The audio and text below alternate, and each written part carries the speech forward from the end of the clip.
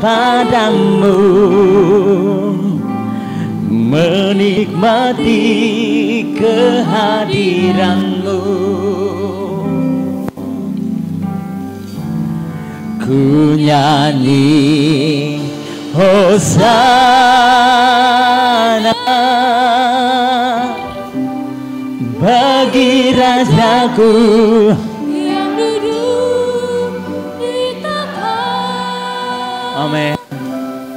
Aku muliakan dan ku agungkan. Kau layak disembah, Kau layak disembah.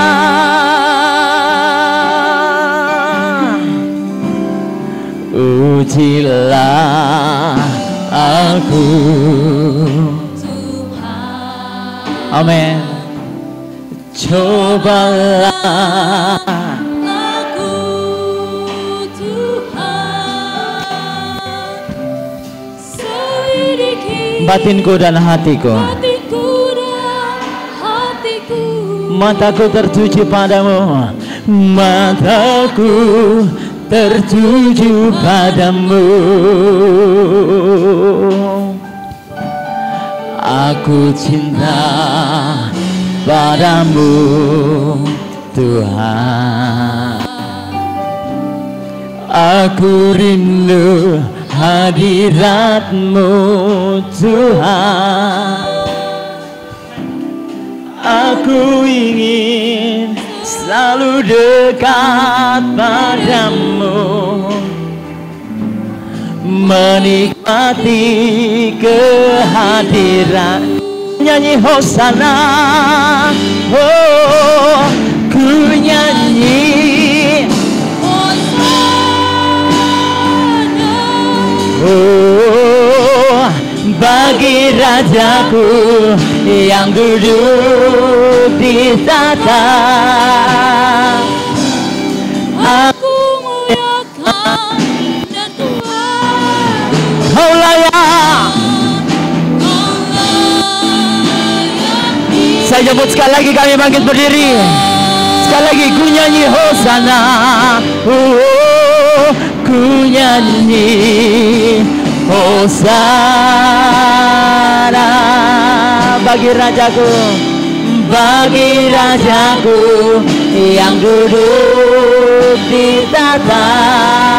Oh, Aku muliakan dan ku agungkan. Kau layak yang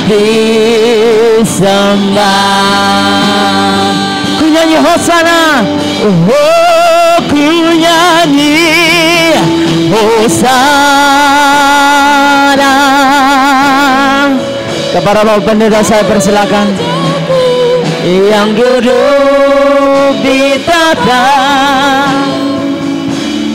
Aku muliakan dan ku agungkan. Kaulah yang disembah. Ku nyanyi Hosana, ku nyanyi Hosana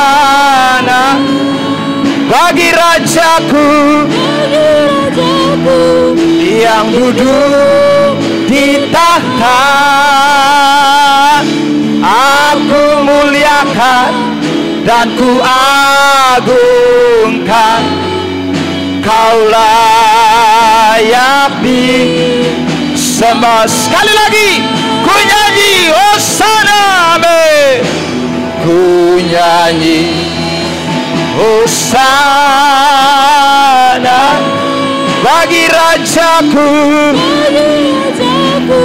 yang duduk di tahta. Oh, aku muliakan dan ku agungkan. Kau layak disembah, kau layak disembah, kau layak disembah. Sekali lagi, kau layak disembah, kau layak disembah.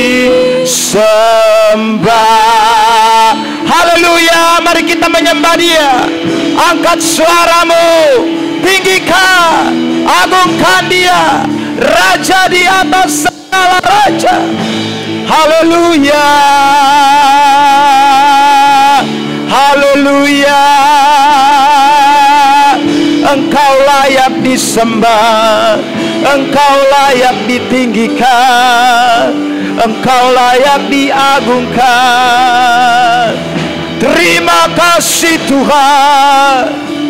Haleluya, haleluya. Terima kasih Yesus. Kami bersyukur Tuhan buat pagi yang luar biasa ini.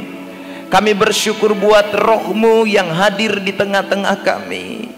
Kami percaya hadirat-Mu menguasai setiap pribadi lepas pribadi. Dan kami semua boleh menikmati sukacita. Kami boleh menikmati aliran Roh Kudus itu bekerja di tengah-tengah kami Tuhan. Terima kasih buat hal yang luar biasa yang Tuhan kerjakan pada pagi hari ini Tuhan. Biarlah Roh Kudus itu membawa kami lebih jauh untuk dapat menikmati firman-Mu Tuhan. Kami minta Tuhan beri kami hikmat dan pengertian. Kami minta Tuhan membukakan rahasia kebenaran ini, sehingga dalam jam pemberitaan pada pagi hari ini tidak ada satupun yang dilewatkan Tuhan. Kami semua boleh diberkati, dikuatkan, diteguhkan dengan setiap kata-kata firman yang kami dengar. Yang lemah boleh dikuatkan, yang sakit boleh disembuhkan, yang membutuhkan pertolongan mendapatkan pertolongan di dalam nama Tuhan Yesus Kristus. Allah bekerja buat kami sekalian. Terima kasih Tuhan, hormat kemuliaan hanya bagi Tuhan. Dalam nama Tuhan Yesus Kristus kami sudah berdoa. Semua kita yang siap diberkati, bersama-sama dengan saya kita berkata amin. Mari kita berikan tepuk tangan yang terbaik buat Tuhan Yesus Kristus. Puji Tuhan, silakan duduk. Tuhan berkati kita. Shalom Bapak Ibu Saudara. Puji Tuhan, pagi ini kita boleh diberkati Tuhan, sehingga pagi hari ini kita boleh ada beribadah, memuji, menyembah, dan menikmati hadirat-Nya.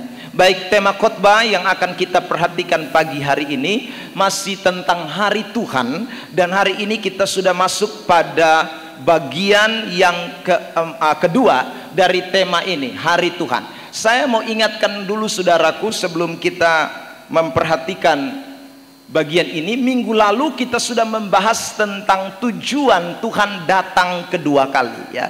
Minggu lalu kita sudah membahas tentang tujuan Tuhan Yesus datang kedua kali, dan saya sudah membahasnya dalam 3 poin tentang tujuan tersebut. Hari ini kita akan belajar bagian yang berikutnya, yaitu tentang peristiwa-peristiwa atau orang sering kenal dengan tanda-tanda sebelum kedatangan Tuhan yang kedua kali. Bapak Ibu Saudara, pada bagian yang kedua ini kita akan belajar dari firman Tuhan dengan tema atau subtemanya adalah tanda-tanda akhir zaman. Pastikan saudara boleh mengikutinya dengan baik, sehingga saudara boleh diberkati dengan bagian kebenaran firman Tuhan ini. Saudara yang diberkati Tuhan, ayat yang akan kita soroti adalah Kisah pasal 1 ayat 10 dan ayat 11. Saya terlebih dahulu membaca ayat 10, dan kemudian Bapak Mama Saudara akan membaca ayat yang ke-11. Ketika mereka sedang menatap ke langit, waktu ia naik itu, tiba-tiba berdirilah 2 orang yang berpakaian putih dekat mereka. Ayat 11.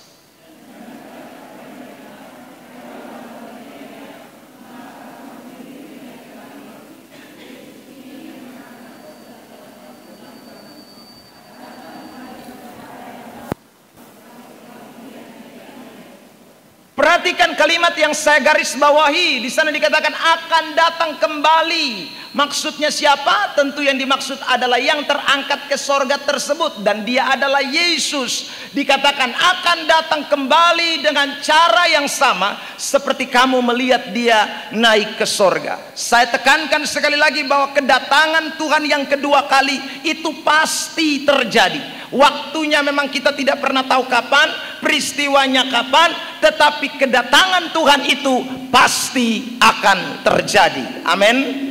Karena itu saudara, orang-orang percaya kita harus tahu apa saja tanda-tanda yang mendahului sebelum kedatangan Tuhan yang kedua kali. Sebab Alkitab berkata di dalam suratan 2 Tesalonika, kalau kita berpikir bahwa aman-aman saja, damai-damai saja, maka hari Tuhan itu akan datang tiba-tiba dan mendatangkan kebinasaan atas kita.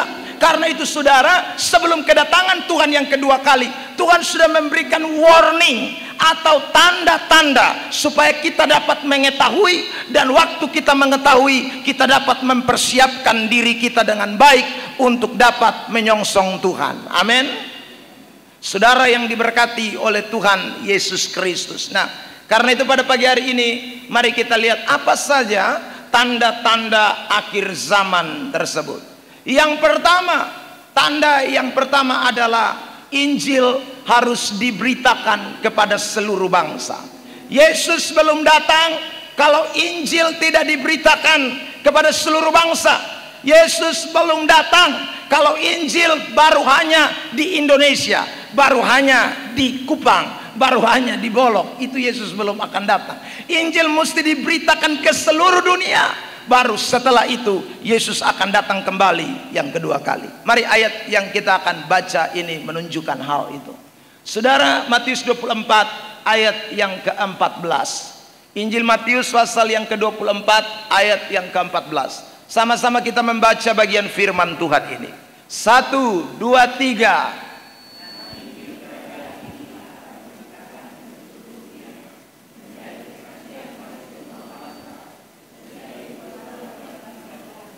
Perhatikan, Injil kerajaan ini dikatakan akan diberitakan di seluruh dunia. Kalimat ini saudara penting, menjadi kesaksian bagi semua bangsa. Sesudah itu baru tibalah kesudahannya. Kesudahan yang dimaksud adalah hari Tuhan. Jadi kalau Injil belum diberitakan sampai ke seluruh bangsa, maka Tuhan belum datang. Ini tanda yang pertama, tanda yang harus saudara dan saya ketahui. Sebab kalau Injil kerajaan Allah sudah diberitakan ke seluruh dunia, itu berarti tidak lama lagi, waktunya sudah singkat, Tuhan pasti akan datang kembali. Nah saudara, kalau kita melihat pergerakan pemberitaan Injil mulai dari gereja mula-mula, itu dari hari ke hari meningkat terus. Ya, tiap hari meningkat terus, dari hari ke hari meningkat terus, dari zaman ke zaman meningkat terus, tidak pernah mengalami degradasi, tidak pernah mengalami penurunan. Pemberitaan Injil itu terus, mulai dari Yerusalem dikatakan, lalu saudara yang diberkati, kemudian keluar ke Samaria, Yehuda, saudaraku, lalu kemudian bahkan dikatakan di dalam Kisah 1 ayat 8 itu sampai ke ujung-ujung bumi. Dan ayat itu memang terrealisasi. Kalau kita memperhatikan Kisah pasal 2, maka kita menemukan bahwa memang awalnya Injil baru diberitakan di Yerusalem. Tapi setelah penganiayaan di Kisah Rasul pasal 8, kemudian orang-orang tersebar keluar. Dan saudara yang diberkati Tuhan, akhirnya Alkitab berkata kepada kita bahwa orang-orang juga kemudian mendengarkan Injil, yaitu orang-orang yang non-Yahudi, orang-orang Yunani, orang-orang Samaria, sida-sida dari Ethiopia, saudara. Bahkan masih ada bangsa-bangsa lain lagi yang juga turut mendengarkan pemberitaan Injil. Karena itu Bapak Ibu saudara yang diberkati oleh Tuhan Yesus Kristus, kita harus melihat ini sebagai sebuah tanda kedatangan Tuhan, ya. Apalagi hari ini Injil tersebar dengan luar biasa.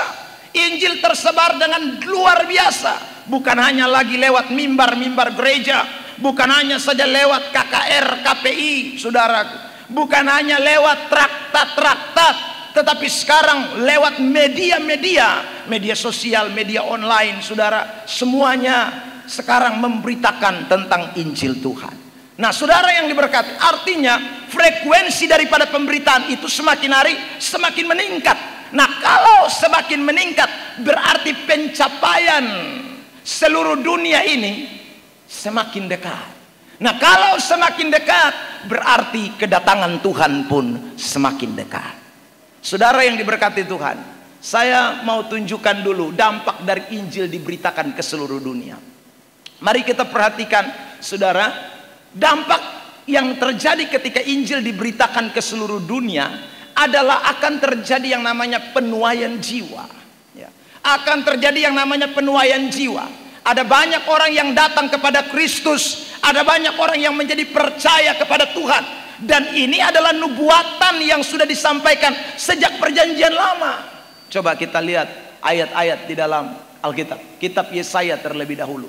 Pasal yang ke-52, ayat yang ke-10. Dikatakan begini, Tuhan telah menunjukkan tangannya yang kudus di depan mata semua bangsa. Maka segala ujung bumi melihat keselamatan yang dari Allah kita. Dikatakan di dalam ayat itu, segala ujung bumi melihat keselamatan yang datang dari Allah. Karena melihat keselamatan yang datang dari Allah, saudaraku, maka ayat selanjutnya mengatakan begini. Matius pasal yang ke-8 ayat yang ke-11. Sama-sama kita baca dalam hitungan ketiga. 1, 2, 3. Aku berkata kepadamu, banyak orang akan datang dari timur dan barat dan duduk makan bersama-sama dengan Abraham, Ishak dan Yakub di dalam kerajaan surga. Banyak orang akan datang dari timur, dari barat, dikatakan akan datang karena pemberitaan tentang keselamatan sampai ke ujung-ujung bumi. Karena Injil diberitakan, maka keselamatan itu terjadi bagi segala bangsa. Saudara yang diberkati oleh Tuhan Yesus Kristus, ayat ini juga mengatakan hal yang sama. Roma 9 ayat 24-25. Mari sama-sama 1, 2, 3. Yaitu kita yang telah dipanggilnya bukan hanya dari antara orang Yahudi, tetapi juga dari antara bangsa-bangsa lain. Ayat 26, 1, 2, 3. Dan di tempat di mana akan dikatakan kepada mereka, kamu ini bukanlah umatku, di sana akan dikatakan kepada mereka, anak-anak Allah yang hidup. Di mana tidak disebut bahwa itu adalah umat Tuhan, nanti di sana dikatakan itu akan disebut anak-anak Allah yang hidup. Berarti ada sebuah transformasi, reformasi yang terjadi. Ada orang-orang yang tadinya bukan umat Tuhan, orang yang tidak kenal Tuhan, tapi nanti mereka jadi umat Tuhan. Kenapa? Karena Injil yang diberitakan ke seluruh dunia. Saudara, ayat 25 menjadi kunci. Roma 9 1, 2, 3. Seperti yang difirmankannya juga dalam kitab Nabi Hosea, yang bukan umatku akan kusebut umatku, dan yang bukan kekasih kekasih. Yang bukan kekasih jadi kekasih, maksudnya begitu. Yang bukan umat akan jadi umat, yang bukan kekasih Tuhan akan jadi kekasih Tuhan. Karena Injil itu diberitakan, dampak dari kebenaran itu diberitakan, maka sekali lagi banyak orang akan menjadi percaya kepada Tuhan. Bahkan orang-orang yang tadinya belum percaya, orang-orang yang tadinya tidak tahu gereja, orang yang tadinya sudah hidup dalam kegelapan, nanti Alkitab berkata kalau Injil itu diberitakan ke seluruh dunia, maka saudara yang diberkati, orang-orang itu akan datang kepada Tuhan. Makanya saudara yang diberkati Tuhan, jangan lupa tugas ini. Ya, Yesus belum datang jika Injil belum diberitakan sampai ujung bumi. Lupa tugas kita. Ada banyak kali saudara orang Kristen lupa tugasnya. Dia tidak beritakan Injil. Kalau saudara tidak beritakan Injil, itu tanda Yesus belum datang. Kalau saudara dan saya kita belum memberitakan firman, maka tanda bahwa Yesus sebenarnya belum datang. Atau kita yang tidak tahu kalau Yesus akan datang. Sebab kalau kita sadar, kita tahu bahwa Yesus akan datang, maka kita tidak pernah berhenti untuk memberitakan Injil. Karena Injil harus diberitakan sebelum Tuhan Yesus datang kembali yang kedua kali. Amin. Karena itu orang bisa bilang, bernyanyi terus sampai Tuhan datang, itu baik. Saudaraku, berdoa terus sampai Tuhan datang, itu baik. Tetapi jangan lupa bersaksi terus sampai Tuhan datang. Kalau saudara nyanyi-nyanyi saja, Tuhan belum datang. Kalau saudara doa-doa saja, Tuhan belum datang. Kalau saudara bersaksi, beritakan Injil, baru Tuhan akan datang kembali yang kedua kali. Amin. Amin. Karena itu saudara, sebelum Yesus omong ayat 9 dan ayat yang ke-10, ayat 10 dan ayat 11, kita mundur sekarang ke ayat yang ke-8. Saudara lihat Kisah pasal 1 ayat 8. Oke? Mari kita membaca bagian firman Tuhan ini bersama-sama. di dalam hitungan ketiga. Kisah 1 ayat 8. 1, 2, 3.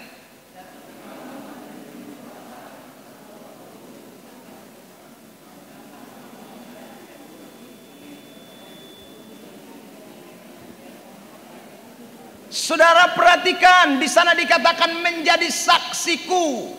Baru nanti ayat 10 mereka menatap ke langit, melihat Tuhan terangkat. Lalu waktu mereka menatap ke langit dan melihat Tuhan terangkat, saudara, ada suara dari sorga yang kemudian diikuti dengan suara malaikat yang berkata bahwa untuk apa kamu melihat ke atas? Karena dia yang naik ke sorga yang kamu lihat itu akan datang dengan cara yang sama. Akan datang kembali dengan cara yang sama. Karena itu saudara yang diberkati, kalau kamu mau supaya dia datang kembali, kamu mau melihat dia datang kembali, maka ingat, kamu tidak boleh lupa, kamu harus jadi saksiku.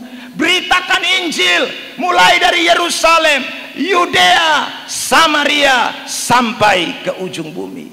Dan karena itulah saudara, orang-orang pada masa itu yang disebut dengan Kristen atau para murid-murid, bukan hanya 12 rasul saja, tetapi semua yang jadi Kristen, mereka semua tidak berhenti memberitakan Injil. Mereka semua tiap hari memberitakan Injil, memberitakan Injil, memberitakan Injil. Bahkan seorang yang bernama Stefanus, dia bukan seorang pendeta, dia bukan seorang rasul, tetapi kemudian dia juga rela mati karena pemberitaan Injil. Saudara yang diberkati Tuhan, ini tugas ilahi yang diberikan kepada Tuhan kepada kita sebelum kedatangannya yang kedua kali. Karena kalau kita belum beritakan Injil, Tuhan belum datang kembali yang kedua kali. Amin. Karena itu kalau ada suami saudara yang belum bertobat, beritakan Injil buat dia. Kalau ada istri yang belum bertobat, beritakan Injil buat dia. Kalau ada saudaraku keluarga, aduh saya pun keluarga dong masih halaik semua, beritakan Injil buat dia. Saudara, karena itu tugas kita sebelum Yesus datang kembali yang kedua kali. Karena Yesus belum datang kalau Injil belum diberitakan. Karena Yesus belum datang kalau Injil tidak diberitakan. Karena itu saudara, jangan lupa, setiap hari Minggu Anda datang ibadah, itu berarti Anda dan saya sedang diperlengkapi untuk memberitakan Injil. Pergi dan beritakan Injil. Karena semakin kita memberitakan Injil, tidak lama lagi Tuhanku datang. Jadi saudara, kadang-kadang kita menyanyi lagu "Oh Yerusalem kota mulia" sampai kita lupa beritakan Injil. Aku rindu ke sana, ya rindu, tapi bagaimana kamu bisa sampai ke Yerusalem kalau kamu tidak beritakan Injil terlebih dahulu? Injil harus diberitakan, saudara. Makanya tidak ada pernah henti-hentinya kita harus menjadi orang Kristen yang memberitakan Injil. Saya beritakan Injil bukan karena saya pendeta, bukan karena saya hamba Tuhan, tapi itu tugas yang diberikan kepada saya, saudara. Itu adalah bagian yang tidak bisa terpisahkan. Entah mau jadi pendeta, entah tidak jadi pendeta, saya tetap harus memberitakan Injil. Saya harus bersaksi kepada orang lain tentang siapa Tuhan. Karena Yesus akan datang kalau Injil diberitakan sampai ke ujung dunia. Saudara yang diberkati, duduk tak usah banyak gosip-gosip, lebih baik omong firman, ya toh, saudara. Ada WA kasih naik status yang memberkatilah, saudara. Jangan kasih naik status hari ini beras habis, itu lupa urusan. Saudara, ada orang kerja kasih naik status, dia pun status itu berubah tiap detik, bukan hanya tiap menit, tiap detik. Ya saudara, tadi berubah, sekarang berubah lagi, tidak lama lagi berubah lagi. Tapi kalau berubah karena dirubah karena kata-kata firman, dia dapat iluminasi baru terus bagus. Tapi tidak, saudaraku, dia keluar di ruang tamu, dia selfie, status naik. Dia masuk di kamar, melenggang, selfie, status naik. Saudara, dia di dapur masak-masak, status naik. Saudara, itu orang yang sungguh-sungguh, saudara, dia lupa waktunya, tugasnya itu beritakan Injil.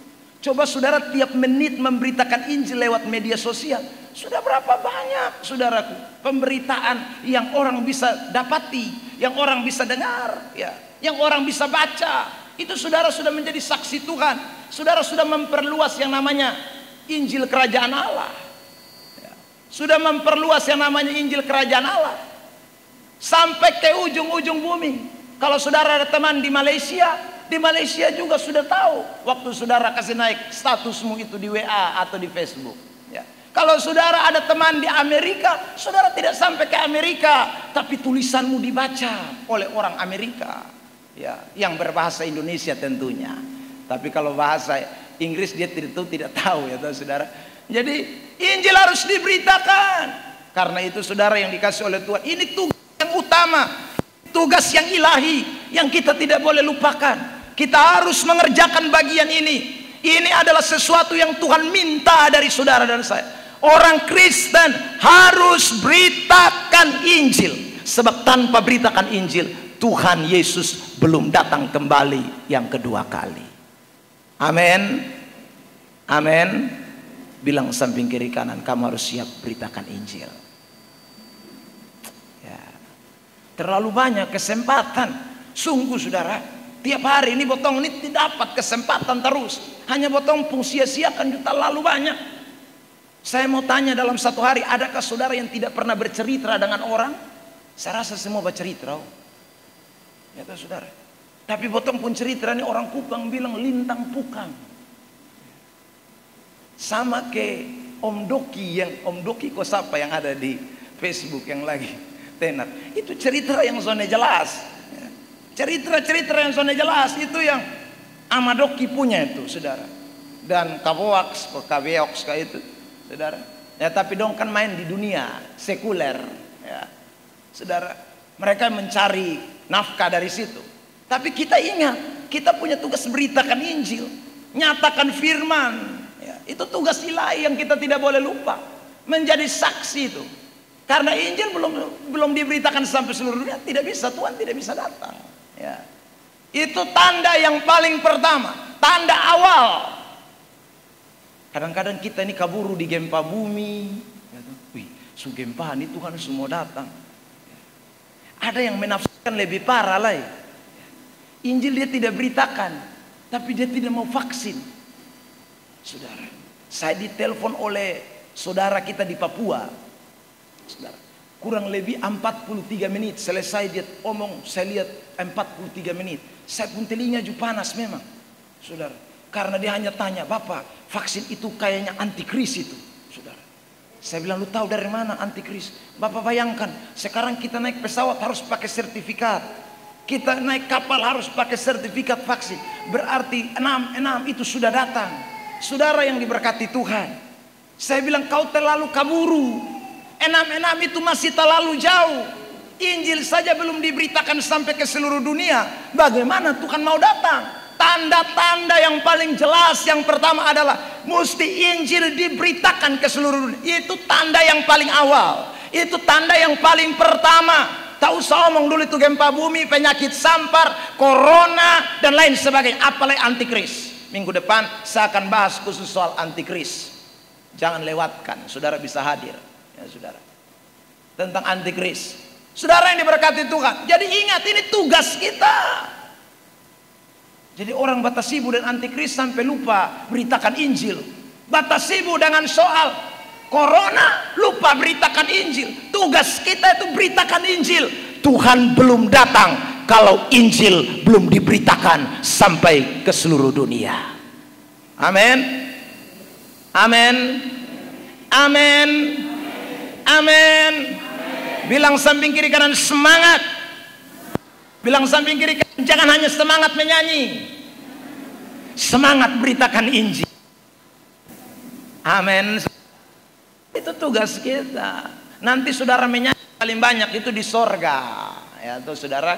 Jadi sekarang ini menyanyi untuk latihan di sorga, tapi sekarang menyanyi berita Injil. Wih, api Pantekosta. Wih, itu kan ada lagu begitu ya saudara. Tadi kita nyanyikan punya, dengar dia panggil nama saya.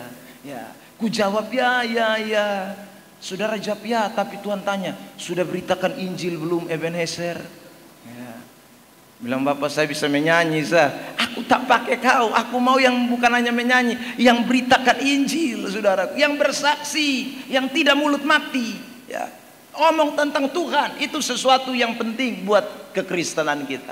Jadi kalau saudara yang malu omong dengan orang, bikin saja di Facebook, bikin saja di YouTube, ya. Malas bicara, gagap-gagap, tulis saja. Kalau tidak bisa tulis karena buta huruf, omong sah. Sekarang gampang semua. Ya, tinggal Anda pasang kamera di muka, Anda tulis, saudara-saudara, saya cuma jemaat biasa. Tapi hari ini saya mau sampaikan kepada saudara-saudara yang ada di seluruh dunia. Perhatikan, saya ini jemaat biasa, tetapi Tuhan luar biasa di dalam hidup saya. Ya saudara, Allah itu Immanuel, Allah yang menyertai kita. Omong tak usah panjang-panjang lebar. Ya saudara, Dialah Yesus Tuhan. Alkitab berkata, tidak ada nama lain di bawah kolong langit ini yang olehnya kita diselamatkan. Tak usah omong pasal berapa. Kebingungan, saudara. Kemarin saya ketemu dengan seseorang waktu kami pergi kubur orang di Fatukoa yang meninggal. Dia bilang begini, Bapak, kalau tanya ayat ini di mana, saya tidak tahu. Tapi dia pun kalimat itu saya tahu. Saya bilang, betul. Karena waktu Tuhan Yesus dicobai di padang gurun, Yesus tidak berkata bilangan pasal sekian, ayat sekian. Tidak ada. Dia cuma berkata, ada tertulis.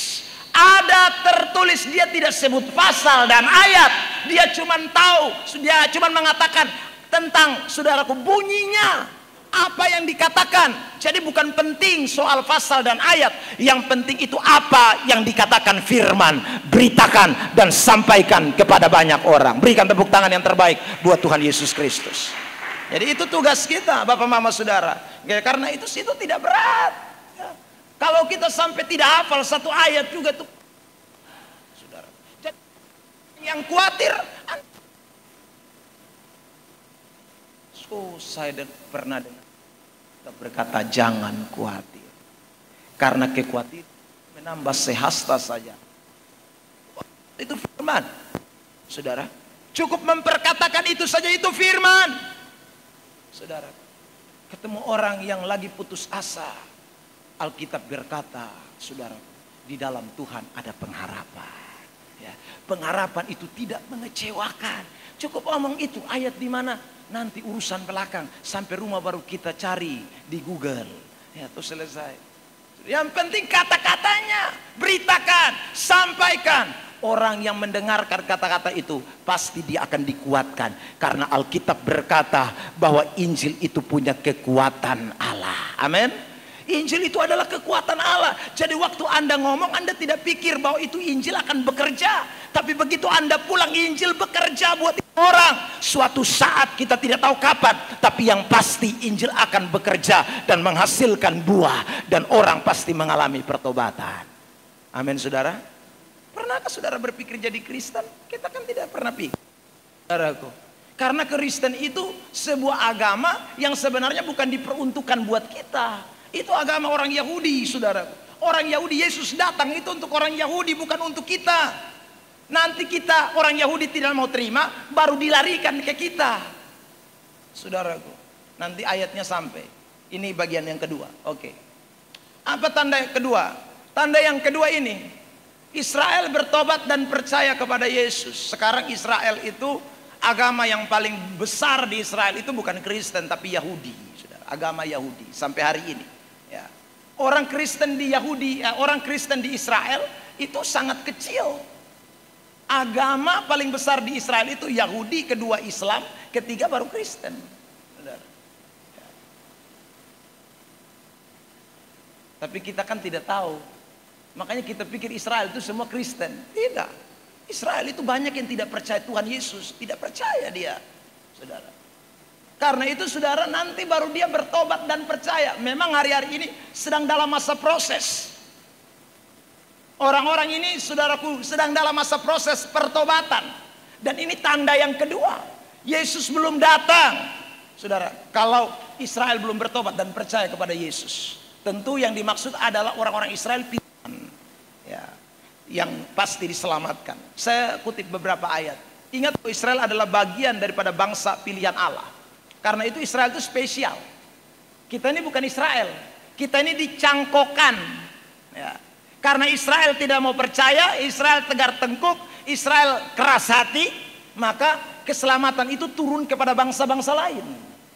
Sebenarnya kita tidak pantas, kita ini sudah neraka sudah, saudara. Tapi kita mendapat kasih karunia dari Tuhan. Lihat, saudara, perhatikan ayat-ayat berikut tentang bangsa Israel itu adalah umat pilihan Allah. Roma 9 ayat 4 mulai. Sebab mereka adalah orang-orang Israel, mereka telah diangkat menjadi anak, dan mereka telah menerima kemuliaan dan perjanjian-perjanjian dan hukum Taurat dan ibadah dan janji-janji. Itu Israel, saudara. Ayat 5, mereka adalah keturunan bapa-bapa leluhur yang menurunkan Mesias dalam keadaannya sebagai manusia yang ada di atas segala sesuatu. Ia adalah Allah yang harus dipuji sampai selama-lamanya. Amin. Saudara, jadi itu ayat jelas. Israel itu adalah bangsa pilihan Allah. Lalu berikut Matius 15 ayat 24. Jawab Yesus, aku diutus hanya kepada domba-domba yang hilang dari umat Israel. Jadi Yesus datang itu pertama untuk orang Israel, tidak untuk yang lain. Saudara. Lalu ayat ini pasal yang ke-10 ayat 5. Ke-12 murid itu diutus oleh Yesus dan ia berpesan kepada mereka, janganlah kamu menyimpang ke jalan bangsa lain atau masuk ke dalam kota orang Samaria. Yesus larang. Kalau kamu mau pergi beritakan Injil, jangan pilih tempat lain. Tidak usah pi bangsa-bangsa lain, tak usah pi orang Samaria. Sekali padahal Samaria itu masih bersaudara dengan orang Yahudi. Tapi Samaria pun tidak usah pi.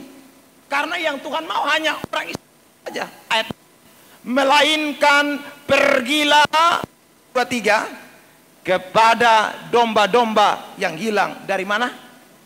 Umat Israel. Jadi Tuhan tidak mau yang lain. Bangsa pilihannya itu orang Israel.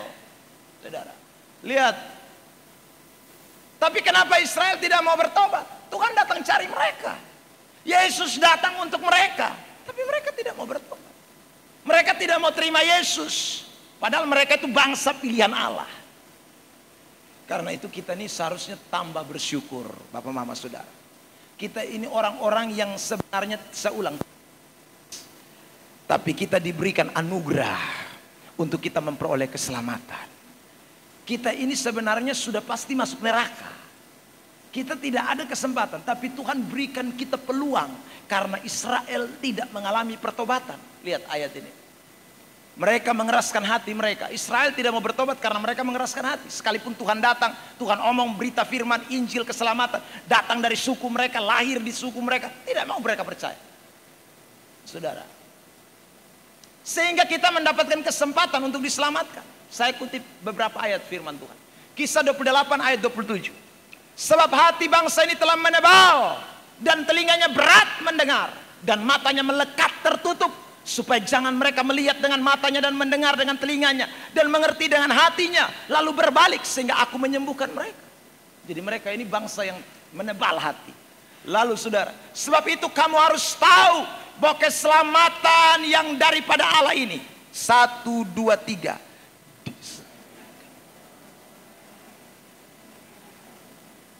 karena mereka yang tadi kepala batu, tegar tengkuk, maka kita dikatakan Kisah 28 ayat 28, bangsa-bangsa lain dapat itu berita keselamatan.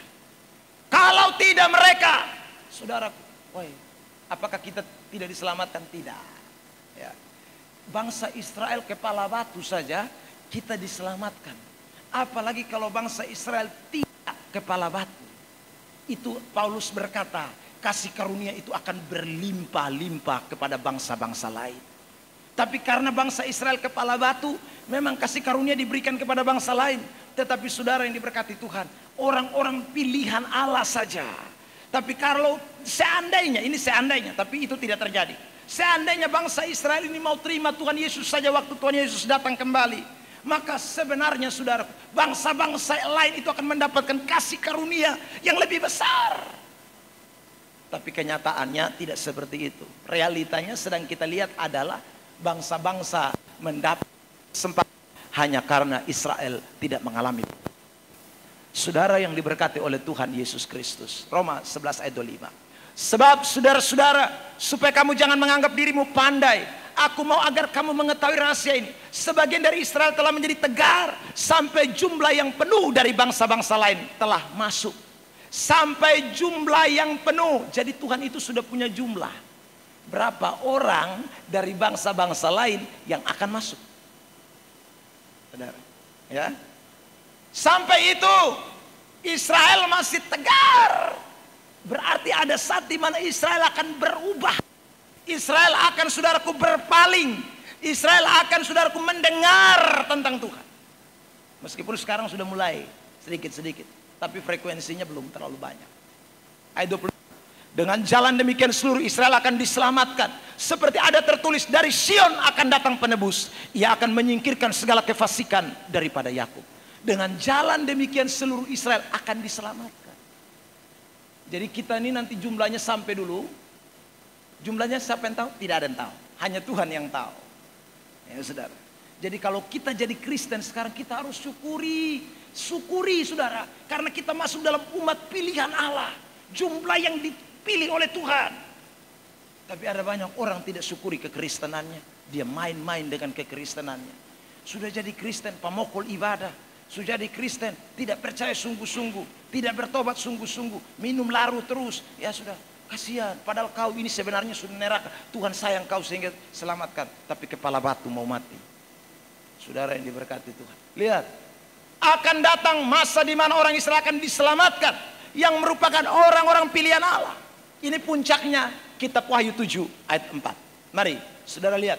1, 2, 3. Dan aku mendengar jumlah mereka yang dimateraikan itu 144.000 yang telah dimateraikan dari semua suku keturunan Israel.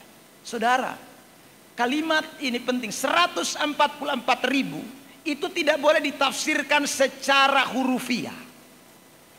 Oh berarti jumlahnya 144. Tidak, saudara. 144 itu adalah jumlah dari angka 12, saudara. Bangsa Israel sukunya dan 12 suku bangsa Israel dengan 12 murid Tuhan. Saudaraku yang diberkati Tuhan. Jadi angka-angka di dalam kitab Wahyu itu tidak boleh ditafsirkan secara hurufiah. Makanya orang bilang 6 itu antikris. Sehingga semua yang jumlah 6 dong bilang antikris. Corona itu jumlah 6. Ya saudara. Oh berarti corona antikris. Sebelum corona datang dong jumlah komputer. Komputer 6. Wih komputer itu antikris. Itu salah. Saudara. Angka 66 itu adalah angka simbol. Angka 144.000 simbol. Simbol itu berarti sebuah lambang, gambaran, bukan hurufiah.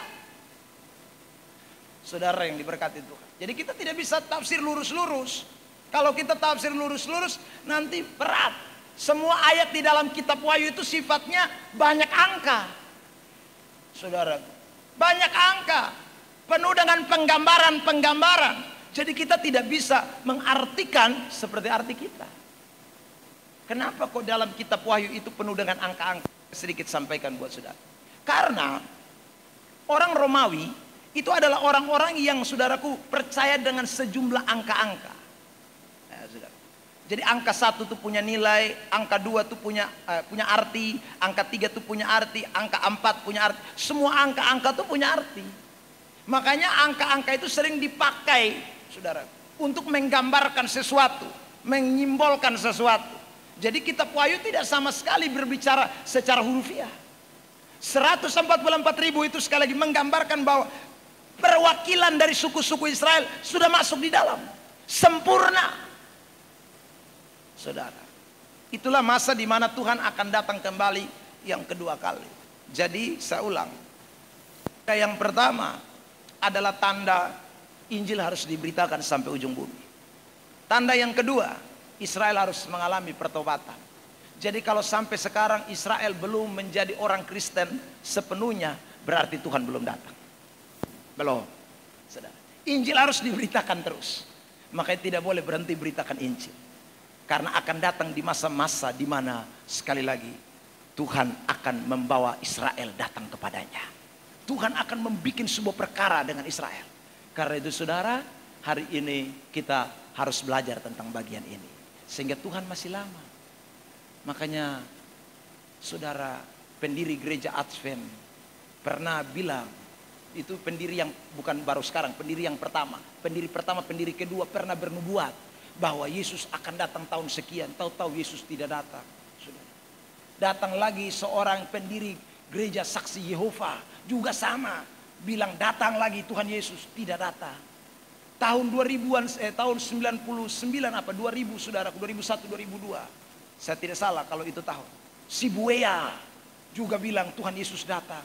Rame-rame mereka di Pariti, jual sawah, jual sapi, pi di Bandung. Tuhan Yesus tunggu-tunggu tidak datang, tahu-tahu polisi yang datang. Jadi saudara jangan dengar-dengar berita model kayak begini, ini putar balik semua. Ya. Ya. Jadi kalau ada orang bilang Yesus semua datang, Yesus semua datang. Terakhir itu adalah seorang yang bernama, saya lupa, dia datang di Kota Kupang. Dia bikin seminar, bahkan datang di Bolok, bikin seminar di GBI. Saya juga hadir itu hari. Saudara, Tribrata. Tribrata bilang Tuhan Yesus datang 2029. Saudara. Padahal dia sebelum Tuhan Yesus datang 2029, dia sudah dipanggil pulang duluan. Saudara. Pengikutnya tidak mau kubur dia karena bilang Tribrata tidak mati. Kita akan doa dan Tribrata bangkit.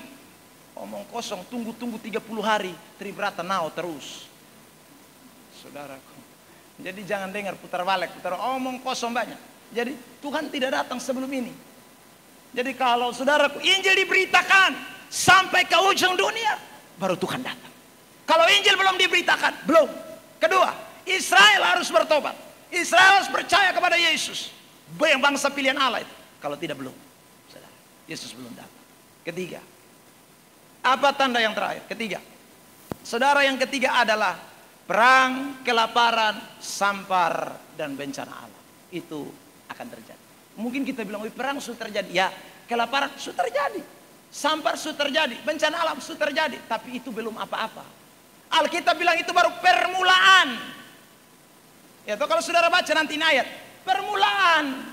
Ya, mari kita baca. 1, 2, 3. Kamu akan mendengar deru perang atau kabar-kabar tentang perang. Namun berawas-awaslah. Jangan kamu gelisah. Sebab semuanya itu harus terjadi. Tetapi itu belum. Jadi jangan buru-buru saudara. Ayat 7. 1, 2, 3. Sebab bangsa akan bangkit melawan bangsa. Kerajaan melawan kerajaan. Akan ada kelaparan dan gempa bumi di berbagai tempat. Ayat 8. 1, 2, 3. Akan tetapi semuanya itu barulah permulaan penderitaan menjelang zaman baru. Belum, baru permulaan. Jadi corona datang, tsunami datang, seroja datang, itu belum. Ya, saudara. Jadi saudara jangan naik di patung Garuda lalu bilang Yesus datang sudah. Tidak datang, saudara. Yesus belum datang.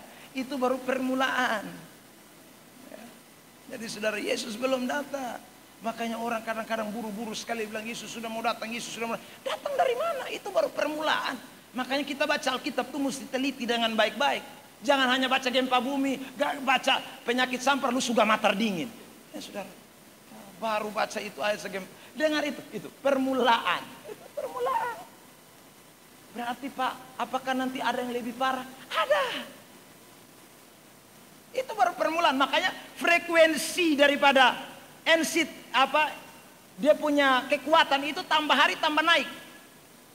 Mungkin saja suatu saat kita akan menghadapi gempa yang kekuatannya bukan 7-8 skala Richter lagi. Bisa naik sampai 10, mungkin 20. Naik terus. Gempa yang besar itu akan terjadi. Tsunami itu akan terjadi lagi. Itu akan terjadi. Kita harus bilang. Jadi saudara, kita tidak bisa menghindar dari tanda-tanda zaman ini. Tapi saya ulang, itu baru permulaan. Tuhan belum datang. Kalau saudara, Matius 24 ayat 29. 1, 2, 3. Segera sesudah siksaan pada masa itu, matahari akan menjadi gelap dan bulan tidak bercahaya, dan bintang-bintang akan berjatuhan dari langit, dan kuasa-kuasa langit akan goncang. Wah, itu lebih ngeri lagi, saudara. Ya? Itu akan terjadi. Ya, saudara yang diberkati. Ini peristiwa-peristiwa. Lukas 21 ayat 9. 1, 2, 3. Dan apabila kamu mendengar tentang peperangan dan pemberontakan, janganlah kamu terkejut, sebab semuanya itu harus terjadi dahulu. Tetapi itu tidak berarti kesudahannya akan datang segera. Ini garis bawah kalimat ini. Itu tidak berarti kesudahannya akan datang segera. Kita sedikit-sedikit, Tuhan semua datang. Tuhan semua datang. Tuhan masih lama. Hari dan saat kita tidak tahu, tapi tanda-tanda menunjukkan jelas. Tuhan bilang, nah kesudahannya belum datang, itu belum berarti kesudahannya akan datang. Peperangan, pemberontakan, itu baru tanda. Itu baru tanda. Saudara yang diberkati Tuhan, orang kalau sakit bersalin, makanya Alkitab bilang, kedatangan Tuhan itu seperti orang yang sakit bersalin. Dia tidak sakit ini hari, langsung itu saat sakit langsung beranak, memang tidak ada. Sakit sedikit-sedikit dulu. Pertama dia cuma tatikam sedikit. Saya tidak pernah hamil tapi tahu. Saudara. Pertama itu dia sedikit-sedikit. Saudara. Nanti lama-kelamaan dia mulai lagi naik sedikit. Dia tambah sakit banyak. Terus apalagi kalau semua melahirkan. Saudara, itu lebih parah lagi. Ya, saudara. Waktu pertama kali anak pertama, saya gelisah sekali. Istri saya gelisah, saya juga seperti mau melahirkan. Ya, saudara. Anak kedua, saya mulai agak tenang, tapi masih khawatir juga. Anak ketiga, aku tidur nyenyak, dia bateriak-bateriak. Ya, saudara. Karena saya tahu ini pasti aman saja. Dulu saya takut, saudaraku. Ya. Sakit sedikit saya pergi panggil bidan. Ibu Primus tolong dulu. Ibu tolong, ibu datang. Belum Pak, suruh aja jalan-jalan. Mau topi, saya yang pusing, saudaraku. Saya bilang, Mama ke mana? Aduh. Kan begitu toh, saudara. Nah itu mau tambah pusing. Saudara. Tapi anak ketiga, Mam tuh hadu betang ngorok. Karena besok tahu saatnya belum tiba. Masih lama. Saudara. Ya. Kapan itu? Jadi saudara, itulah kedatangan Tuhan itu model begitu. Ya. Model kayak orang sakit bersalin. Jadi kita ini baru alami yang kecil-kecil. Belum puncak itu belum. Dia belum puncak itu belum. Jadi sama seperti itu, nanti puncaknya parah benar-benar. Puncaknya itu memang dahsyat. Saudara. Itu. Klik 26. Orang akan mati ketakutan. Saking itu saudara ini lihat. Karena kecemasan berhubung dengan segala apa yang menimpa bumi ini. Sebab kuasa-kuasa langit akan goncang. Makanya sekarang yang mati corona nih separuh juga mati ketakutan. Saudara. Karena saking takutnya mati. Saudara. Jadi jangan takut, jangan cemas. Ya, itu tanda akhir zaman, saudaraku. Jadi kita tidak usah takut, tidak usah cemas, santai saja. Karena itu baru permulaan. Santai saja, itu belum apa-apa. Orang Kristen lewati, ini baru tanda-tanda awal. Tanda yang keempat. Apa tanda yang keempat? Tanda yang keempat akan muncul yang namanya penyesatan. Itu akan terjadi. Jadi penyesatan akan terjadi. Saudara yang diberkati Tuhan, lihat ayat ini, Matius 24 ayat 3. Ketika Yesus duduk di atas bukit Zaitun, datanglah murid-muridnya kepadanya untuk bercakap-cakap sendirian dengan dia, kata mereka, katakanlah kepada kami bila manakah itu akan terjadi dan apakah tanda kedatanganmu dan tanda kesudahan dunia? Apa itu? Lalu Yesus berkata, ayat yang kelima, sebab banyak orang akan datang dengan memakai namaku dan berkata akulah Mesias, dan mereka akan menyesatkan banyak orang. Itu tanda. Saudara. Makanya orang bilang Tuhan Yesus datang di Ohenda, semua kita lari ke Ohenda. Saudara. Ya. Itu memang akan terjadi. Saudara. Akan terjadi. Akan datang itu masa di mana orang akan berkata Yesus ada di sini, Yesus di sana. Untuk apa? Untuk menyesatkan banyak orang. Saudaraku. Ayat 11, banyak nabi palsu akan muncul dan menyesatkan banyak orang. Jadi penyesatan harus terjadi. Kalau penyesatan belum terjadi, Yesus belum datang. Saudara. Jadi saudara lihat, Injil diberitakan, tapi penyesat juga mulai menyusup di dalam. Kita semangat beritakan Injil, tapi jangan lupa penyesatan juga akan tambah banyak. Makanya saudara lihat hari-hari ini, semakin banyak orang bertobat percaya, tapi semakin banyak orang melenceng dari firman. Penyesatan tambah banyak dibandingkan dengan tahun-tahun sebelumnya. Hari-hari ini tambah ngeri. Saudaraku yang diberkati, itu penyesatan dan memang harus terjadi. 1 Yohanes 4 ayat 1, saudara-saudaraku yang kekasih, janganlah percayakan setiap roh, tapi ujilah roh-roh itu, apakah mereka berasal dari Allah. Sebab banyak nabi-nabi palsu telah muncul dan pergi ke seluruh dunia. Nabi-nabi palsu muncul dan pergi ke seluruh dunia. Jadi Injil ke seluruh dunia, kesesatan juga seluruh dunia. Ini kita perang rame, saudara yang diberkati Tuhan. Bahkan penyesat itu tidak main-main, mirip sekali dengan yang asli, saudara. Saudara yang diberkati oleh Tuhan. Sebab banyak penyesat telah muncul dan pergi ke seluruh dunia. Banyak itu, bukan sedikit, saudaraku. Nah, sekarang saya akan tunjukkan ciri khas dari penyesat. Apa ciri khas penyesat? Ciri khas penyesat itu pertama, hanya buat tanda-tanda dan mujizat-mujizat palsu. Makanya celakalah orang Kristen yang hanya Kristen percaya mujizat. Celakalah orang Kristen yang hanya jadi Kristen karena hanya percaya tanda-tanda. Sebab kalau orang Kristen yang percaya tanda-tanda dan mujizat, dia bisa disesatkan. Karena waktu nabi palsu bekerja, penyesat bekerja, ciri utamanya adalah bikin mujizat paling banyak. Saudara yang dikasih oleh Tuhan. Coba saya tunjukkan ayat. Matius 24 ayat 24. Sama-sama ya, kita baca dalam hitungan ketiga. 1, 2, 3. Sebab Mesias-Mesias palsu dan nabi-nabi palsu akan muncul, dan mereka akan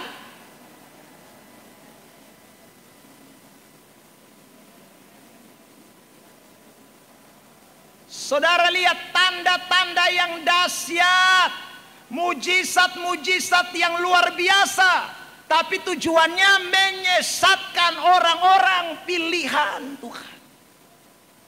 Karena itu orang Kristen ingat, kita memang percaya ada mujizat, kita percaya ada tanda-tanda heran. Tetapi mujizat dan tanda-tanda heran bukanlah segala-galanya. Amin. Amin saudara. Ingat baik-baik. Kalau Anda tidak sembuh dari sakit, jangan terlalu paksa. Kadang-kadang lewat sakit itu Anda mesti pulang ke rumah Bapa. Itu saudara. Jadi jangan sampai. Saya kemarin dengar saya pun keponakan cerita, Bapak, kami pun plafon di rumah hancur. Plafon di gereja hancur. Saya bilang, kenapa hancur? Habis dong berdoa tiba-tiba dong bilang burung-burung yang masuk di gereja itu adalah burung setan semua. Saudara bayangkan dong, angkat ini bambu, dong datang tusuk mau kejar burung toh. Nah burung itu memang suka di dalam gereja. Dong kejar burung di dalam gereja, dong tusuk-tusuk naik di plafon, dong lobang buang semua. Burung terbang hilang, dong tidak dapat. Dong bilang memang dasar setan, mereka licik sekali. Hai kau yang setan, bodoh. Lu pikir ini gampang kerja plafon mangkali? Coba lu turun kerja. Saudara, ya.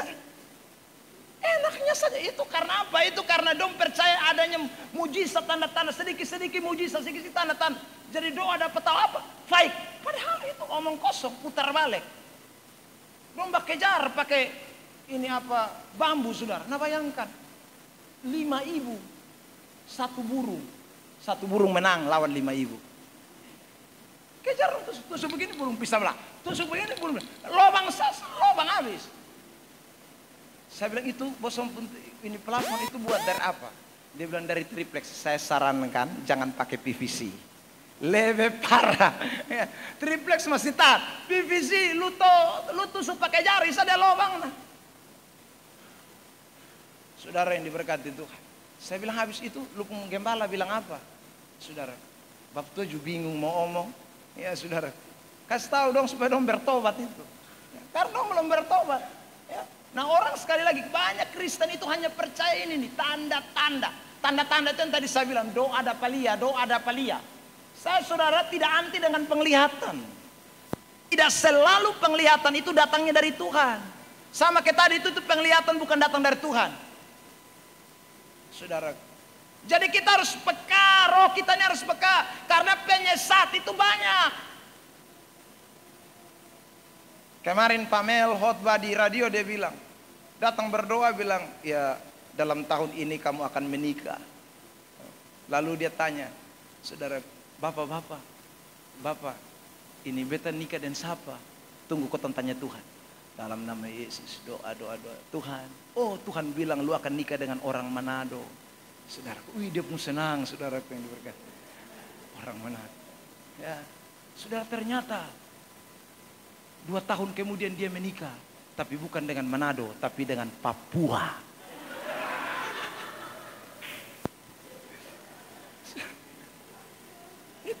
Itu pasti itu omong kosong putar balik gitu.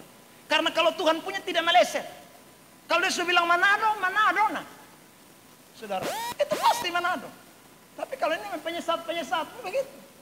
Dan ini tanda dari Tuhan. Dia berambut panjang, putih mulus, bahkan lalat pun jatuh kalau sentuh dia. Omong kosong putar balik. Tahu-tahu datang nih marege. Saudara. Jadi hari ini saudara dengar baik-baik. Kristen tuh jangan terlalu percaya. Ya. Saya ulang, penglihatan tuh ada. Tapi tidak selalu benar.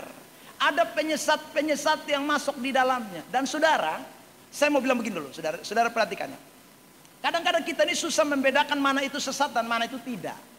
Saudara, kalau saya mau racuni orang. Saudara, dengar ya. Saya kalau mau racuni orang, kira-kira saya taruh nasi di dalam racun atau racun di dalam nasi? Tolong jawab. Racun di dalam nasi. Jadi dia tidak tahu. Dia lihat nasinya banyak. Saya taruh ayam, saya taruh saudaraku sambal, saya taruh ikan, lalu saya susu, saudara. Lu makan 2 detik kemudian lu putus napas. Kenapa? Karena kau tidak tahu di dalam nasi ada racun. Kalau saya bawa racun 1 piring, saya bawa nasi 2 biji, itu namanya lu bodok racun orang. Orang bangun ini lu mati memang. Saudara, tidak mungkin. Penyesat itu pintar. Setan itu pintar. Dia itu akan menyesatkan orang dengan cara yang hampir orang tidak tahu. Saudara, dia kasih hampir semuanya baik, tapi ada 1 titik tidak baik. Saudara, hati-hati. Jadi penyesat itu begitu. Dia sodorkan tanda-tanda ini mungkin semuanya ini pernah terjadi. Ini terjadi. Tapi 1 tidak terjadi. Penyesat.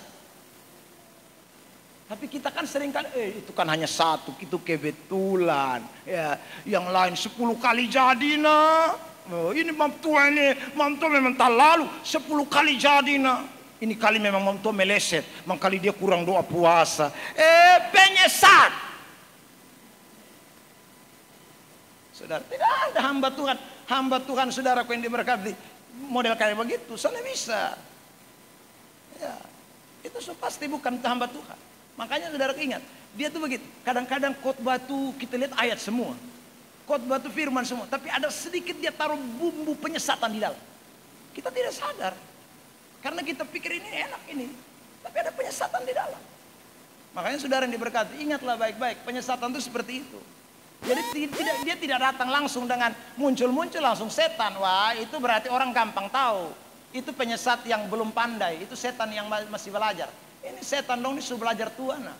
Saudara yang diberkati Tuhan. Aduh, ada terganggu sedikit. Tolong dilihat dulu. Selanjutnya saudara yang diberkati Tuhan. Ciri dari penyesat yang berikutnya adalah menyamar seperti asli. Itu yang tadi saya bilang. Dia menyamar. Jadi kita lihat itu ke asli, padahal palsu. Saudara, lihat ayat ini. Matius 7 ayat 15.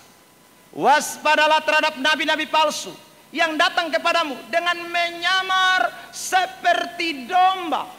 Tetapi sesungguhnya mereka adalah serigala yang buas. Jadi dong menyamar, saudara. Ayat 22, Matius 7. Jadi kita lihat ayat 5-nya, dia seomong soal penyesat. Ayat 22. Pada hari terakhir banyak orang akan berseru kepadaku, Tuhan, Tuhan, bukankah kami bernubuat demi namamu? Jadi dia suka bernubuat. Usir setan demi namamu. Jadi usir setan juga pakai nama Tuhan. Ini yang saudara harus hati-hati. Makanya penyesat-penyesat itu pintar. Dong itu biasa pawang setan juga. Ya. Orang ada kerasukan setan, dong usir. Tapi sebenarnya dong itu penyesat. Saudara yang diberkati, hati-hati kita. Saudaraku, adakan mujizat demi namamu juga. Semua pakai nama Tuhan. Pada waktu itulah aku akan berterus terang kepada mereka dan berkata, aku tidak pernah mengenal kamu. Nyala daripadaku, kamu sekalian pembuat apa? Kejahatan. Saudara yang diberkati. Pembuat kejahatan ini bukan hanya bicara soal perbuatan, tetapi kejahatan dalam arti melenceng dari firman. Karena segala sesuatu yang dilakukan tidak sesuai dengan kebenaran, itu kejahatan. Saudara yang diberkati Tuhan, ya, itu kejahatan. 2 Korintus 11 ayat 13. Sebab orang-orang itu adalah rasul-rasul palsu, pekerja-pekerja curang yang menyamar sebagai rasul-rasul Kristus. Jadi dong menyamar sebagai rasul mereka. Kita pikir mereka rasul sungguhan, kita pikir mereka hamba Tuhan sungguhan, nabi sungguhan, padahal palsu semua. Palsu. Tapi mereka menyamar. Lalu ayat berikut mengatakan, hal itu tidak usah mengherankan, sebab iblis pun menyamar sebagai malaikat terang. Iblis itu menyamar sebagai malaikat terang. Dompung ketua saya menyamar sebagai malaikat terang. Nah, apalagi dompung pengikut, saudara. Otomatis itu. Makanya tanda ini yang kita harus waspadai. Karena kadangkala kita tidak sadar, kita sudah masuk kepada perangkap-perangkap penyesatan. Tanda-tanda ini harus kita sama-sama lihat agar kita tidak masuk terperangkap. Jadi bukankah suatu hal yang ganjil jika pelayan-pelayan yang menyamar sebagai pelayan-pelayan kebenaran. Makanya mereka itu bukan koster, sudah pasti. Jadi koster tidak mungkin jadi penyesat, tidak mungkin. Yang jadi penyesat itu pengkhotbah, evangelis, orang yang suka sebut diri saya hamba Tuhan. Itu dong itu yang itu separuh tuh padahal putar balik.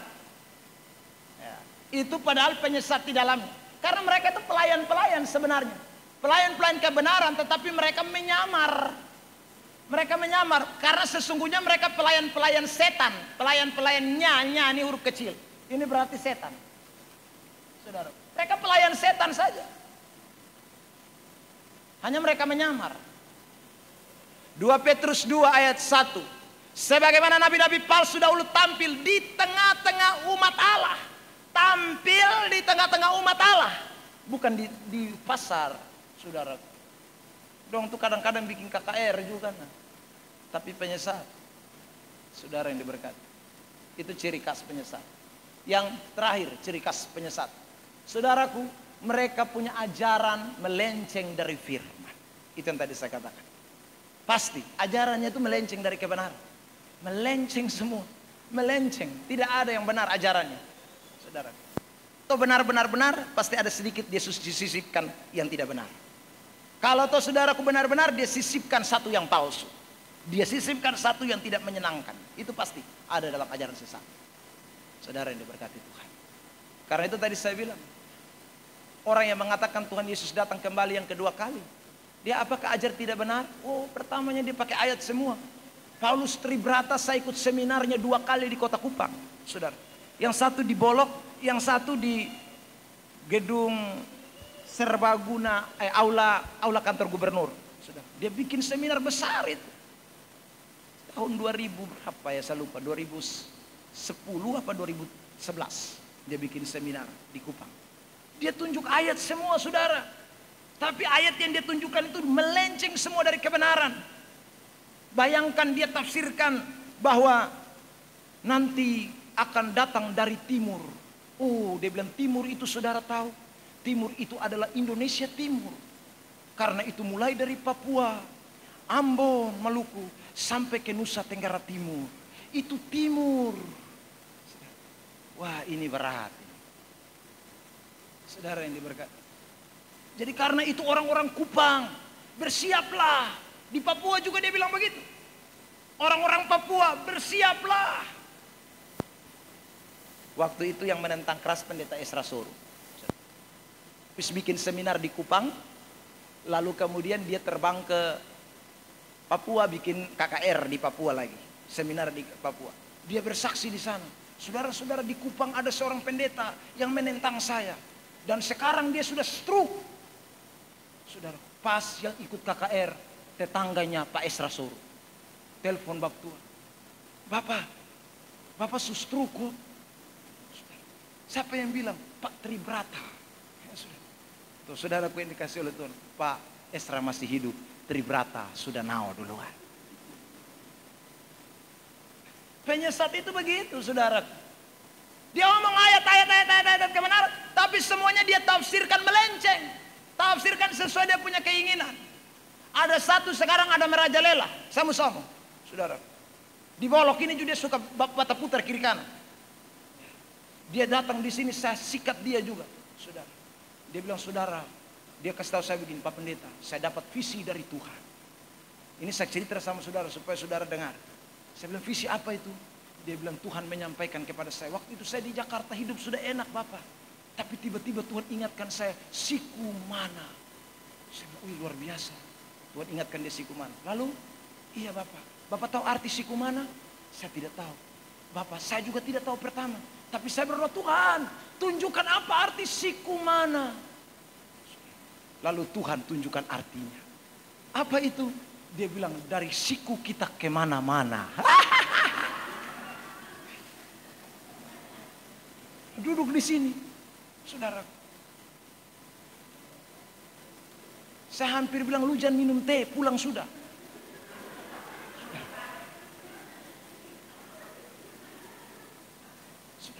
Saya masih dia terus. Oh, saya begitu. Oh, terus Bapak terus. Itu Bapak, makanya dari siku, saya baru mengerti dari siku kemana-mana. Makanya saudara, saya tinggal di siku mana. Sekarang, dia tinggal di siku mana. Lalu saudaraku, dia lanjut lagi cerita. Lalu Tuhan kasih tahu lagi saya. Saudara, ingat bahwa Tuhan memakai 12 suku. Suku Israel dan juga 12 murid Tuhan Yesus. Saya bilang betul. Saudara, lalu bilang, Bapak tahu kenapa saya datang di Bolok? Saya tidak tahu. Kenapa saya datang di Bolok? Karena di Bolok ada 12 suku. Astagfirullahaladzim. 12 suku Israel sama 12 murid. Dia bandingkan dengan 12 suku di Bolok. Wih, saudaraku. Ini gila betul-betul. Dia bilang, Bapak lihat pintu gerbang masuk ke Bolok. Itu tertera di sana. Itu namanya, itu para prasasti 12 suku. Saudara. Saya bilang, Bapak su hafal itu 12 suku? Dia bilang, belum Bapak. Pulang hafal.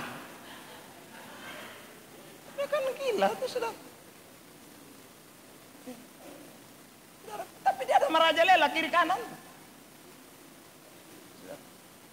Yang lebih parah dia bawa nama guys dia. Saya ngomong di BPD. Saudara yang diberkati oleh Tuhan. Saya suka dengan orang model kayak begini. Sudah. Satu kali saya khotbah di Tofa. Saudara yang diberkati Tuhan. Wih dia juga datang. Maka orang tahu kan dia di pendeta. Dia di mana-mana dia perkenalkan diri dia pendeta. Padahal bukan pendeta.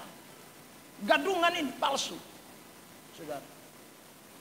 Dia pakai jas. Saya tidak pakai jas. Padahal saya yang khotbah. Dia tidak khotbah. Tapi dia pakai jas. Dia lebih menarik dari saya, saudaraku. Kalau orang lihat dia, orang pikir dia betul pendeta. Saya ini bukan pendeta. Oh tidak pakai jas. Dasi juga saya tidak pakai, saudaraku. Nah, saya khotbah di persekutuan kan saya pernah pakai resmi-resmi terlalu. Dialah diminta Bapak Pendeta, namanya disebut tolong doa pembukaan. Waktu maju doa pembukaan ini saudara. Dia doa ini lebih dari pendeta yang berdoa. Karena saudara kalau pendeta berdoa itu hanya buka di dalam nama Bapa, Anak dan Roh Kudus kami buka kebaktian ini. Dia tidak saudaraku, dia doa bangsa negara semuanya saudara. Orang sakit, yatim piatu, semua dia doa. Dia doa itu pembukaan saja mau setengah jam. Saudara yang diberkati. Karena dia doa sudah lalu lama WLP bisik. Papa doa pembukaan. Dia jawab, saya tahu. Dia lanjut lagi saudara. Gila ini orang model begitu. Saudara yang diberkati itu ngeri. Saya tanya dia, lalu Bapak bagaimana Bapak bisa anak 5 apa 4? Lalu Bapak bagaimana kalau Bapak sonai kerja? Dia sonai kerja tiap harinya tak putar tak Alexa. Saudara itu penyesat model begitu. Dia bilang, saya bilang, kenapa Bapak sonai kerja? Dapat uang dari mana? Bapak saya percaya Tuhan itu ajaib. Ih, luar biasa. Sudah. Bapak, kalau saya butuh uang, saya tinggal bilang, Tuhan aku butuh uang. Tiba-tiba saya jalan di rumput-rumput Bapak, ada uang, langsung saya ambil 100.000. Saudara. Ini. Kasihan sekali. Banyak orang percaya loh. Ada ikut-ikut dia tuh. Saudara. Ya, dari ini saya mau sampaikan buat saudara, penyesalan sekarang banyak, tapi melenceng semua. Dia bikin buku, bikin traktat, dia bagi-bagi. Dan kalau orang baca dari buku, kadang-kadang orang sudah tahu dia itu penyesal. Orang sudah tahu.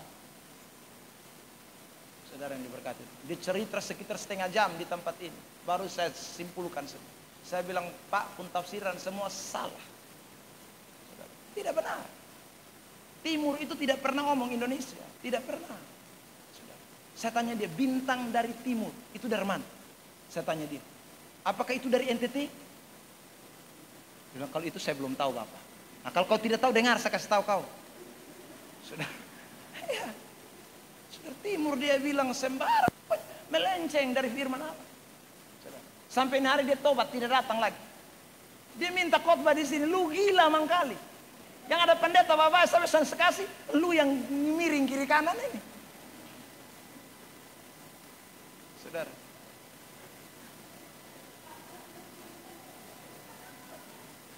Dia pulang, dia datang lain hari, dia sampai ini hari dia muncul.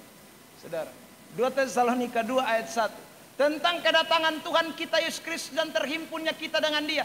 Kami minta kepadamu saudara-saudara, supaya kamu jangan lekas bingung dan gelisah. Hati-hati, jangan lekas bingung.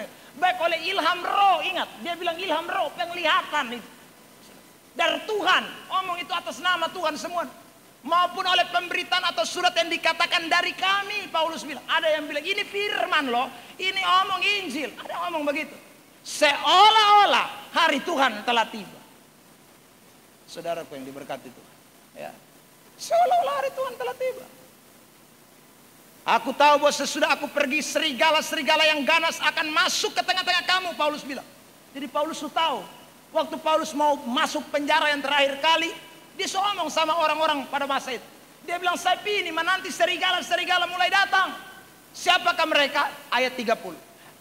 Bahkan dari antara kamu sendiri akan muncul beberapa orang yang dengan ajaran palsu dan berusaha menarik murid-murid dari jalan yang benar dan supaya mengikuti mereka. Saudara yang dikasih oleh dia luar biasa. Paulus sudah tahu. Memang karena memang Tuhan bilang sebelum aku datang penyesatan mesti datang. Sebelum aku datang penyesatan mesti datang. Makanya saudara, kita memang butuh ajaran firman dengan baik. Ajaran pengajaran firman Tuhan itu dengan baik. Sejak kemarin ibadah Jumat, saudara, pemuda mulai dibuka. Saya mulai ajar mereka seperti mengajar di sekolah teologi. Saya bahas ayat per ayat, saya diskusi, saya tanya dengan mereka. Karena saya rindu mulai sejak dini mereka betul-betul ditanamkan ajaran yang benar. Sebab kalau tidak bahaya, tantangan kita ke depan ini tambah berat. Tanda-tanda kedatangan Tuhan itu akan disertai dengan ajaran-ajaran palsu. Dan saya tekankan soal ajaran-ajaran yang sesuai dengan kebenaran. Ajaran-ajaran prinsip. Saudara, ini yang kita tidak boleh lupakan. Karena itu pada hari ini saudara, 4 tanda kedatangan Tuhan ini kiranya menolong kita sekalian. Minggu depan saya akan bahas soal antikris secara khusus. Kita akan bahas soal antikris. Pastikan saudara boleh hadir dan ikuti bagian khotbah ini. Saudara yang diberkati Tuhan, saya tutup dengan ayat Tesalonika 2 ayat 3. Janganlah kamu memberi dirimu disesatkan orang dengan cara yang bagaimanapun juga. Sebab sebelum hari itu haruslah datang dahulu murtad, dan haruslah dinyatakan dahulu manusia durhaka yang harus binasa. Sebelum hari itu dikatakan akan datang dulu manusia durhaka. Orang harus murtad karena penyesatan itu datang. Tapi jangan kita beri diri kita disesatkan. Tetap kuasai diri, berjaga-jaga di dalam Tuhan. Saudaraku, ini tanda-tanda akhir zaman telah nyata. Karena itu semakin hari kita semakin sungguh-sungguh dengan Tuhan. Hidup berkenan di hadapan Tuhan sampai Tuhan Yesus datang kembali yang kedua kali. Amin. Firman Tuhan, mari pemain keyboard, pemain musik semua, WL, singers, saudara kita boleh ada di depan dan kita mau bersyukur buat firman Tuhan. Terima kasih Tuhan baik, Tuhan luar biasa, Tuhan dahsyat.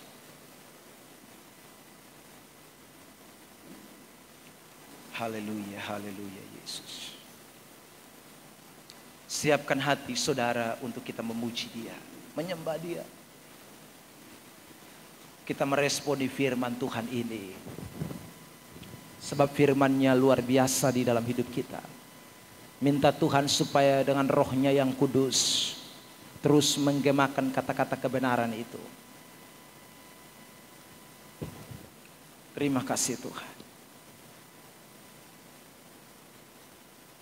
Haleluya, haleluya.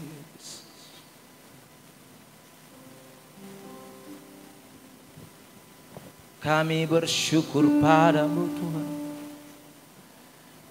Kami bersyukur buat firman-Mu Bapa. Haleluya.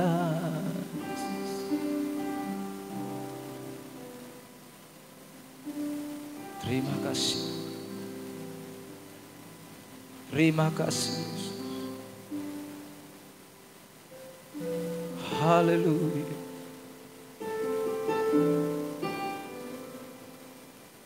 Musik menyiapkan pujian, tanda-tanda telah nyata, hujan akhir telah tiba. Haleluya, kita naikkan pujian ini.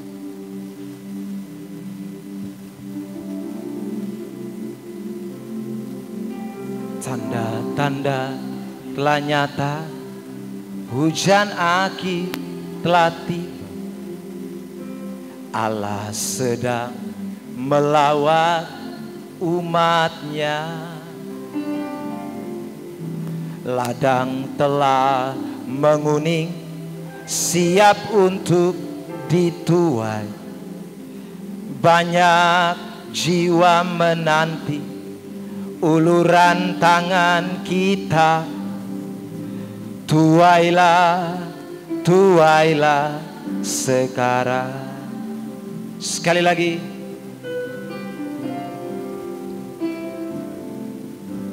Tanda-tanda telah nyata, hujan akhir telah tiba. Allah sedang melawat umat-Nya. Ladang telah menguning, siap untuk dituai. Banyak jiwa menanti uluran tangan kita. Tuailah, tuailah sekarang. Nyatakan, nyatakan kemuliaan-Nya pada segala bangsa. Biar kuasa-Nya dinyatakan berlimpah. Bangkitlah gereja Tuhan pada sekelilingku. Banyak jiwa menanti uluran tangan kita. Tuailah, tuailah, tuailah sekarang. Mari kita semua bangkit berdiri. Tanda-tanda, tanda-tanda telah nyata, hujan akhir telah tiba. Allah sedang melawat, Allah sedang melawat umat-Nya. Ladang telah menguning, ladang telah menguning, siap untuk dituai. Banyak jiwa menanti, banyak jiwa menanti uluran tangan kita. Tuailah, tuailah, tuailah sekarang. Nyatakan kemuliaan-Nya pada segala bangsa.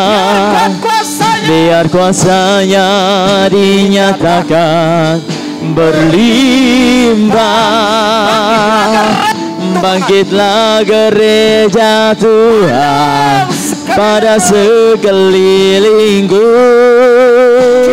Generasi ini serahkan Tuhan. Tuailah, tuailah sekarang, kemuliaan-Mu. nyatakan kemuliaan-Nya pada segala bangsa. Biar kuasa-Nya dinyatakan berlimpah. Bangkitnya gereja Tuhan pada sekelilingku. Banyak jiwa menanti, banyak jiwa menanti uluran tangan kita. Tuailah, tuailah sekarang. Haleluya Yesus. Saudara yang diberkati Tuhan, ada banyak jiwa di luar sana yang menanti uluran tangan kita. Dia menantikan Injil itu diberitakan buat dia. Mungkin itu adalah saudaramu, mungkin itu adalah tetanggamu, mungkin itu adalah orang-orang yang ada di tempat kerjamu masing-masing.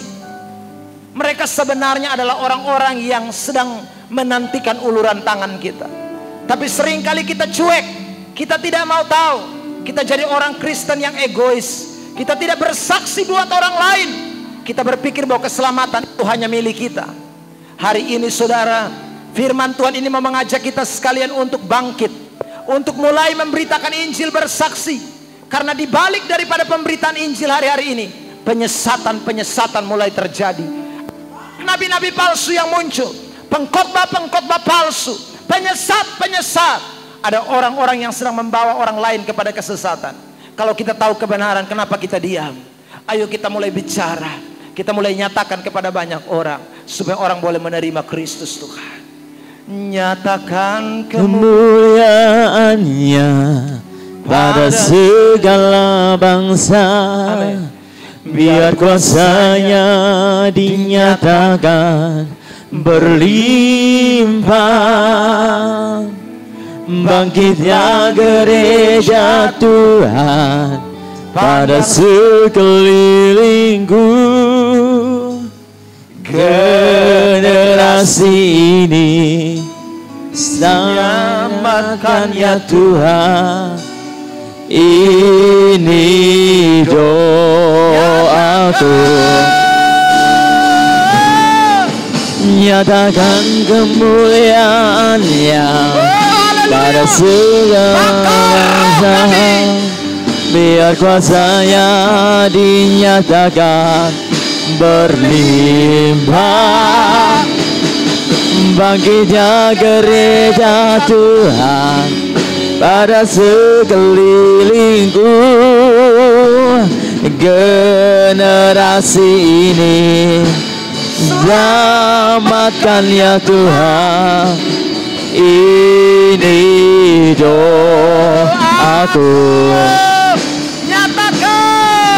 Nyatakan kemuliaan-Nya pada segala bangsa. Biar kuasa-Nya dinyatakan berlimpah. Bangkitnya gereja Tuhan pada sekelilingku. Generasi ini selamatkan ya Tuhan. Ini doaku. Tuhan, generasi ini selamatkan ya Tuhan. Ini aku. Haleluya, haleluya.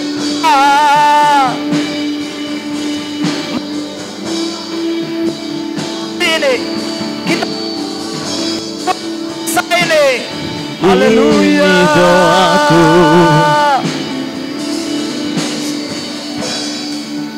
Terima kasih Tuhan. Kami berdoa buat generasi ini Tuhan. Tuhan, selamatkan generasi ini, selamatkan bangsa ini Tuhan. Pulihkan lewat setiap kami Bapa. Terima kasih Tuhan buat kebenaran firman-Mu. Terima kasih buat apa yang Tuhan sampaikan buat kami. Kami terbatas tapi Tuhan tidak terbatas. Biarlah Roh Kudus itu bekerja sehingga kata-kata kebenaran tidak berlalu. Karena kami tahu waktu firman ditaburkan, iblis tidak tinggal diam. Dia berusaha mencuri benih kebenaran. Tapi kami tahu bahwa hadirat Tuhan lebih besar. Kuasa Tuhan lebih besar. Mematraikan kebenaran itu. Sehingga kami akan terus menjadi pelaku-pelaku firman. Hidup dalam kebenaran. Cinta kebenaran. Lakukan kebenaran. Karena tidak ada kebenaran yang lain selain Injil Kristus Tuhan. Terima kasih Bapa di sorga. Beri kekuatan buat setiap pribadi lepas pribadi yang sudah hadir mendengarkan firman Tuhan pada pagi hari ini. Terima kasih Bapa. Dalam nama Tuhan Yesus Kristus kami sudah berdoa. Semua yang sudah diberkati sama-sama katakan amin. Silakan duduk kembali Bapak Ibu Saudara. Sebelum kita akan masuk di dalam persembahan, pagi hari ini kita ada baptisan air Bapak Ibu Saudara. Kita akan membaptis satu jiwa yang telah menyerahkan dirinya kepada Tuhan. Karena itu Bapak boleh mempersiapkan diri. Saya minta beberapa anak Tuhan boleh buka bak baptisan.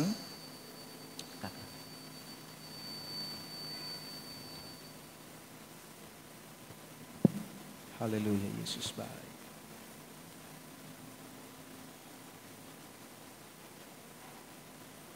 Bapak Melkior Taniu boleh maju ke depan.